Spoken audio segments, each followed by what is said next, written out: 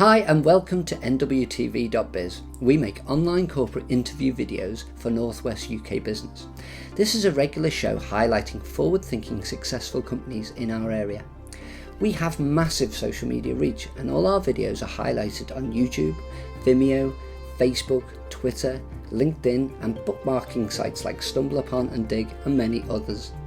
We have 2 studios, a relaxed couch setting or a green screen, and the latest video editing technology to add logos and other details to the production. In each episode, every guest must give us a top tip so we can all benefit from what's working for them. So if you're interested in our services, get in touch. NWTV today welcomes Clare Maass of Maass and Co Chartered Accountants based in Hoylake.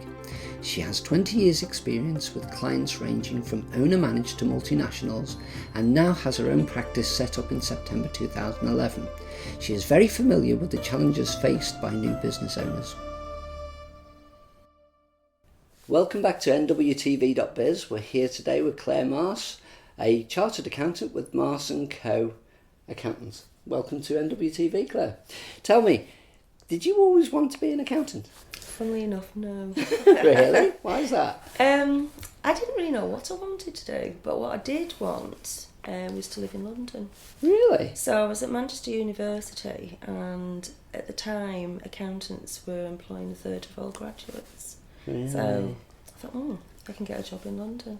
So I applied to become a chartered accountant trainee in London, and then I moved down. And started my training. Did you? What were you doing at Manchester University originally? I did a physics degree. A physics degree? Yeah. Wow. What made you want to do that? I found it easy at school. Really? Yeah. What kind of physics was it? Largely nuclear towards the end, yeah. So it could be a nuclear rocket and science. Atomic physics. Oh, wow. Yeah. Wow. So now you have your own business in Hoylake, Maass and Co. Okay. And since you became an accountant, you've worked for some very big firms, haven't you? That's right. I started off in a medium-sized firm, and when I say medium, you're talking probably about 50,000 employees worldwide. That's pretty big. Yeah, but then I moved into what is now the Big Four, which are considerably larger, and so I worked for 10 years at KPMG. KPMG? Yeah, first of all in London, then I moved up to Liverpool, and then 10 years at Ernst & Young in Liverpool. Wow, and what sort of things were you responsible for? At Ernst & Young I was head of department for tax in the Liverpool office. Okay. So there was a department to run, there was staff to manage, and I also had a portfolio of clients, and my clients were mainly large multinationals, such as Tetra Pak, Prince's Foods. Wow. And a number of other smaller ones. Okay, and they had an international tax, do they? Is that different from UK tax?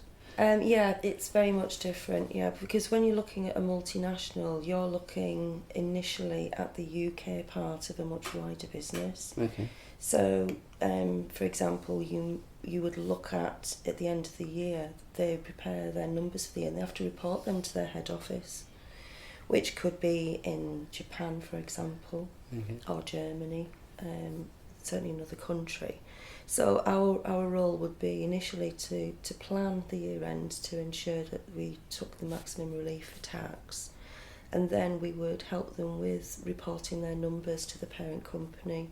And when you report overseas, you're using different accounting standards to the ones we use in the UK. Okay. And then we would then look at purely the UK numbers and prepare the UK statutory accounts with all the tax numbers in them. Gosh, are you good at maths?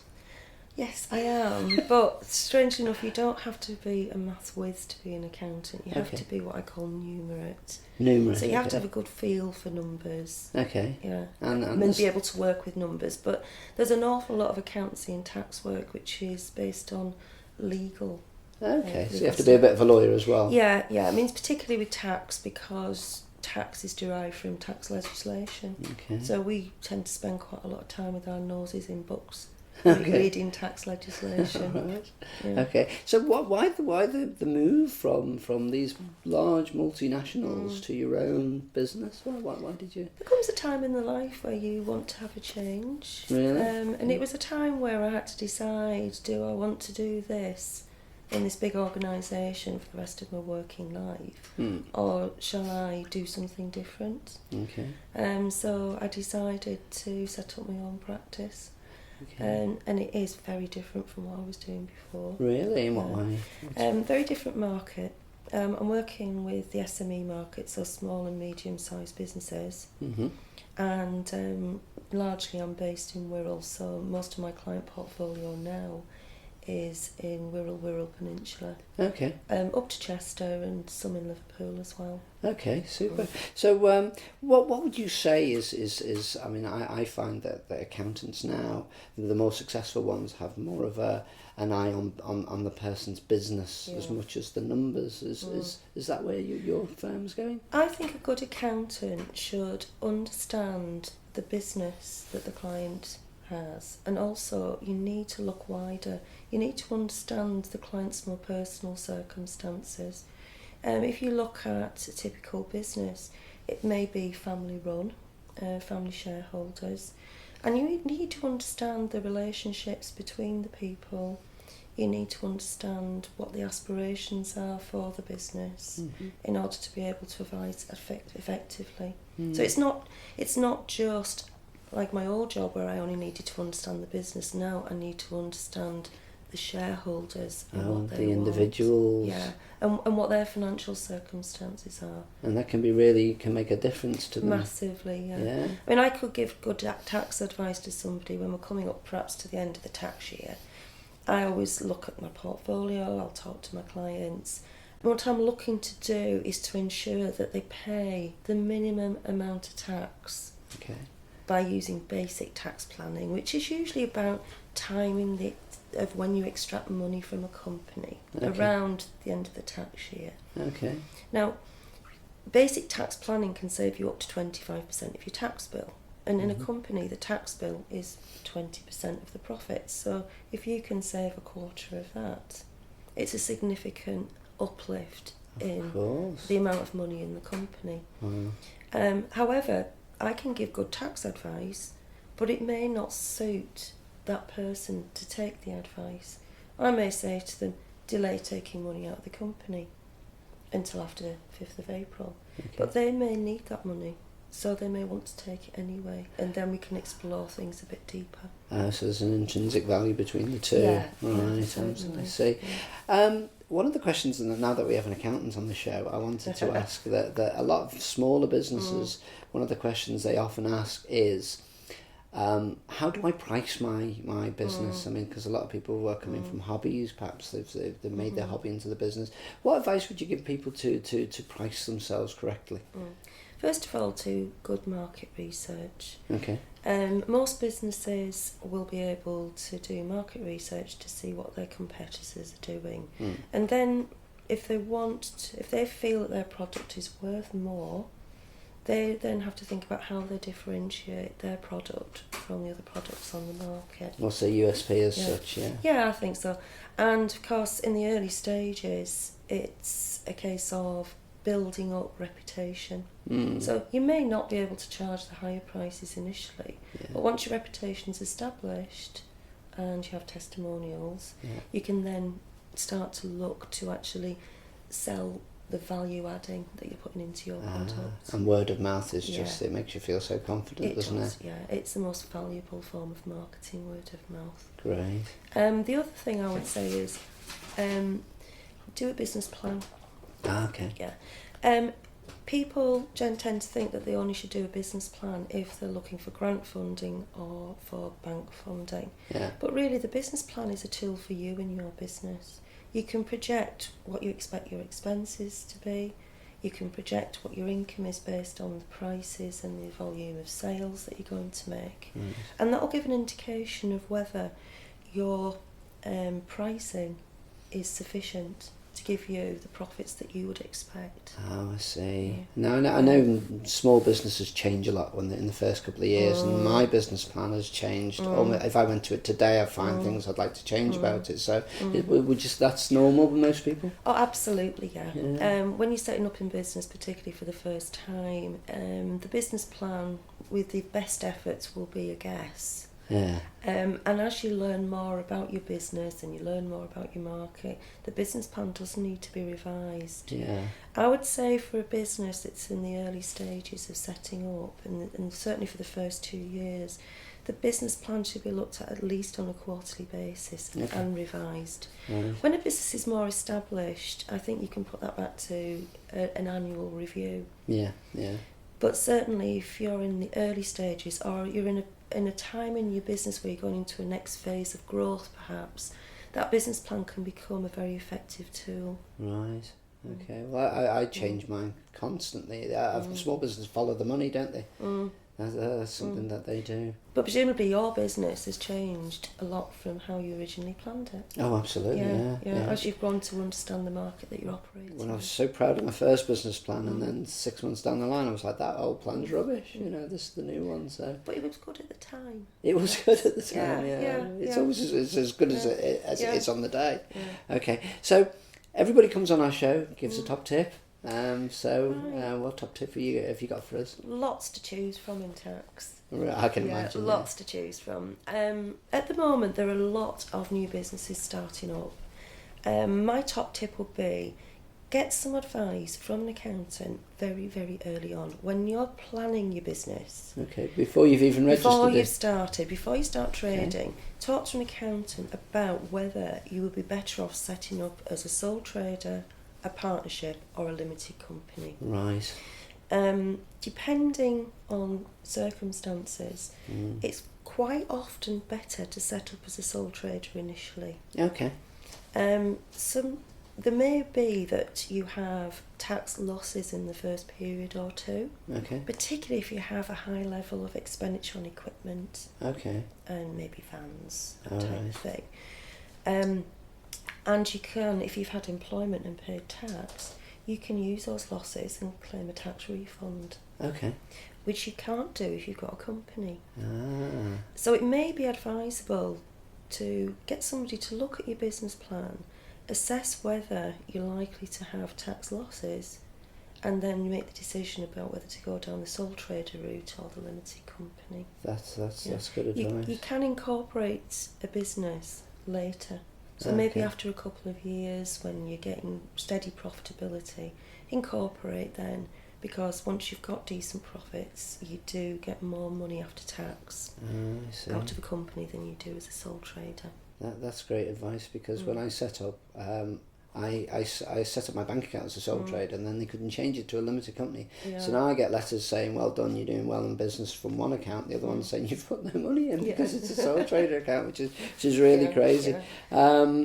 Okay, so that's top tip. Yeah. Anything else? The top tip there, again, it may well be because of the type of business you do and the customers that you have, that the limited company is really the only commercially viable structure for you. Okay. Particularly if you're working with bigger businesses, they may often expect you to be a limited company because it gives them more comfort.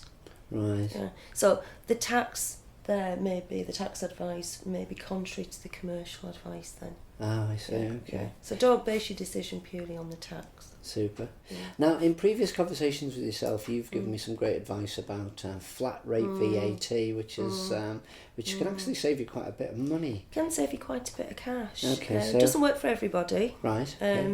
Again, you need to understand the business and to take a look to see if flat rate VAT would work.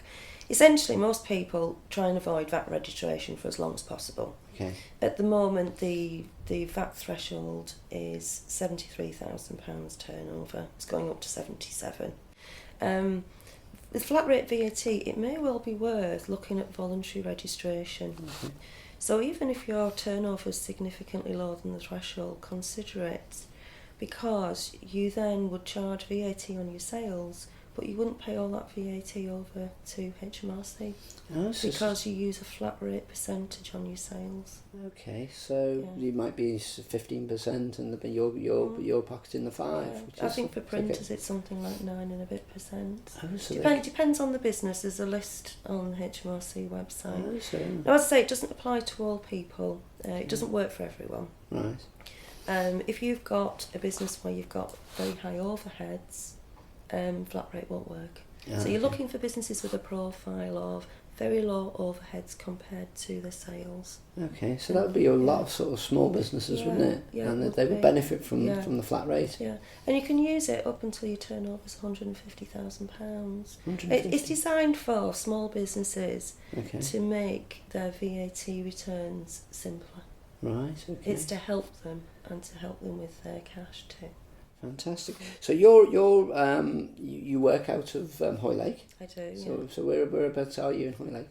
I actually work from home. Okay. Yeah. It was a hard decision because I've always worked in big offices, and I thought maybe as an accountant I should have my own offices. Okay. But really, there isn't a great deal of footfall for the cost of having an office. Okay. And if I had an office, I'd have to have a receptionist. Right, yes, of course. For early stages, I'll work from home. I've got 2 rooms there, one for meetings, one for working. Yeah. And later on, at the point when I'm taking employees, I will reconsider. Okay. As soon as you get as big as KPMG, perhaps. Yeah. No, that's not the intention. I don't want my old job. But you do a lot of networking, don't you? Yeah, you get yourself out and about and see clients a lot. So. Because of the clients that I had in my old job, I was then going to be now working in a completely different market, and I was unknown in that market, and I didn't know anyone either. Okay. So in that sense, it was starting from absolute zero. So what I did was really get out there and meet people, and networking is the best way of doing that. Really? So I tried all the different networking groups around. I tried most of them a few times, and started to get to know people quickly.